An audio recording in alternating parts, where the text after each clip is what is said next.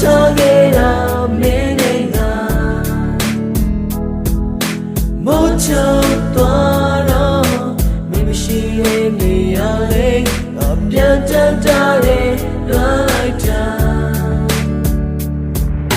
ညတုန်းကမဲ့တဲ့အိမ်မက်လိတ်ထဲမှာပေါ်ရိုမီယိုကကျွန်တော်ကိုစကားတွေလာပြောနေတော့သူ့ရဲ့အကြောင်းကိုကျွန်တော်ဘလောက်များသိတယ်လဲတဲ့သူ့အသေးတွေဘလောက်ကွက်ကွက်သူကအချစ်တရေကောင်းတဲ့အိမ်မက်ကလက်လို့တော့ကျွန်တော်ပြန်စဉ်းစားမိတယ်ရိုမီယိုဂျူလီရဲ့ဒန်ဒါကြီးပြသက်လေးပဲတကယ်တော့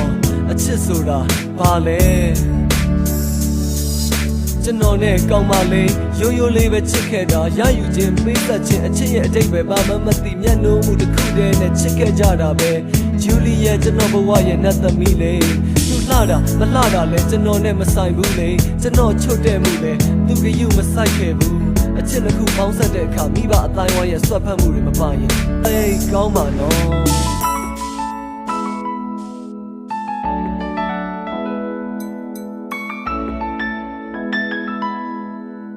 ဒီလိုနဲ့ပဲ